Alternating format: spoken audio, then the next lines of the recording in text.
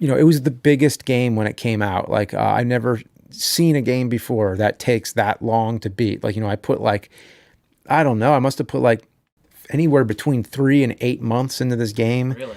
Yeah, I mean, I just remember it was like you come home from school and you play, and I played it with my neighbors a lot of times. We would work on the game, and I'd be like, calling up friends to like see if they knew tips on how to get through certain parts, or, you get stuck in the game and you're looking for some kind of a clue in a magazine, whatever. And just being so invested in that game. It had such a big story, and there's so many characters, and you name them and you build up all their skills and everything. And I was at the end of the game. I was in Kefka's tower, and I was like, this is it. I'm going to beat the game.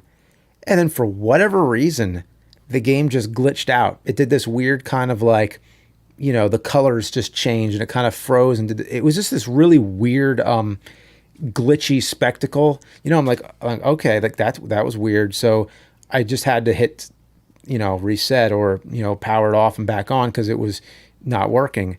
And then the intro to the game started up, like when there's nothing there, and I'm like, uh-oh, this doesn't look good. And I waited through that intro hoping my save files were going to be there, and no, it was just gone. It was erased. Oh no. And I was like that was the first time something like that happened to me. And I'm like, why did it wait? Why did the game wait till I was at the end? And how did it happen? Like, what was wrong with that cartridge? Like, what could have caused that? But, I'm like probably like 15 or something. I'm so pissed. I'm just like flipping out. Like, my reaction was, what I did to like just relieve that stress was to just run out into the woods, and just like I grabbed like a fallen like tree branch or something, and was just hitting trees and just screaming and just getting all my rage out. That seems like a normal thing to do. Yeah.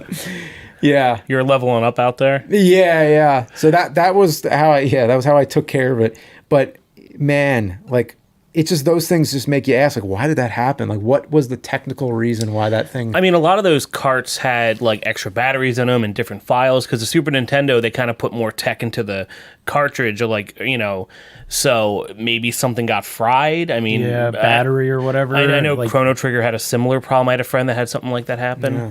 And then Final Fantasy 3 or 6 or whatever is definitely my favorite. So I've never played that one. That's a shame. I've only played 7 and 8. That's it. Oh yeah, three is on. Well, 6. It's on. Technically 6. Yeah. Yeah. I mean, who would have known that back then? I mean, it's like, but it's on the Super Nintendo Mini, and I think it's also on the Switch. I think. Okay. And so is Chrono Trigger, so that's good. Is Chrono Trigger on the Switch?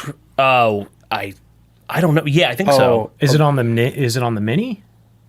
I don't think it is. I forget where I don't think it is. I know Earthbound is. Chrono Trigger is great. That is a really good one too. Yeah, I love the PlayStation versions of those with like the cutscenes and stuff. And then like the 3DS version was really good too. Also, the art by Akira Toriyama of Dragon Ball and everything. Like, he did all the Chrono Trigger art. Yeah, oh wow. Dragon Warrior and What made Chrono Trigger, like, there's one little detail that made that game so much more advanced than Final Fantasy 3 was that like you could walk in a circle. Like, before, it was like you couldn't go diagonal. It was just like up and down, left and right. But Chrono Trigger, it had this smooth control. Oh, and you know what else I liked about it?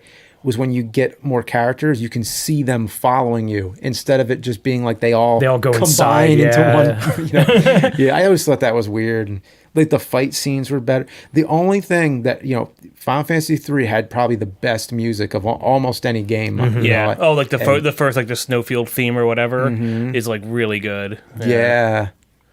But I remember back when I had a PlayStation, because a lot of those you kind of take it for granted, but a lot of Sega games and from NES to SNES, you could save it right on there. The PlayStation era, where memory cards and all that stuff started coming up, because everything was on an optical disc, you couldn't save it on there, and the systems didn't come with inbuilt memory. That was a phase that I still can't even get used to, because sometimes if I play like an old PlayStation game and it's like insert memory card, I'm like, what? But I'm like, since when did games need memory cards? Like, when did that all happen? Because I kind of, at that time, I wasn't really like, I saved up for Nintendo 64. Yeah. And in hindsight, I wish that I got PlayStation, but whatever. Now games just save even when you're not doing anything. Oh, like, yeah. I mean, everything's on the cloud too. Like, I can put all my saves from my PlayStation 4 onto the cloud and then download them to another PlayStation 4 at any time. It's like, it's really, and then I can pick up, what I was playing at home and pick it up here if I need to at the office or whatever. And it's no big deal. Like I didn't have an N64 in that era. I didn't have a lot of friends in middle school. I believe I told my mom my computer was my only friend. Yeah. Like a Macintosh Performa. I was the same way. I had a PlayStation because of that. There's a lot more single player games. Yeah. So I was glad about that because I love playing the single player, like from Metal Gear, Resident Evil, and all that. But I didn't have a memory card. For some reason, my family wouldn't get them for me, so I would just rent games, try and beat them straight through. One sitting? Yeah, so I beat Resident Evil 1 and Metal Gear 1 without saving. Oh my god. So when you get to Psycho Mantis, he doesn't say anything. Yeah. Like I didn't know about all that stuff. because you won't read your... Yeah, that's the one thing. And mind you, I wasn't super, super great at games. I just walk through it and just stress my way through it. But... My brother-in-law had we were playing Metal Gear, and there's the part at the end of the first disc where you have to switch the discs to the second one.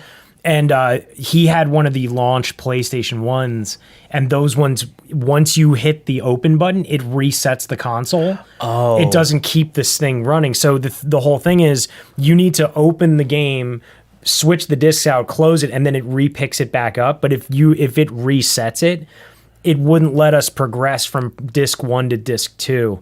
Because the thing is, you can only save right at the end. So he bought Metal Gear Solid and everything, was trying to play it, and we couldn't get it. So he had to actually go back out after, and he had the PlayStation for a couple years now or whatever, but he had to actually trade his PlayStation in and buy a brand new one just so he can beat Metal Gear Solid 1.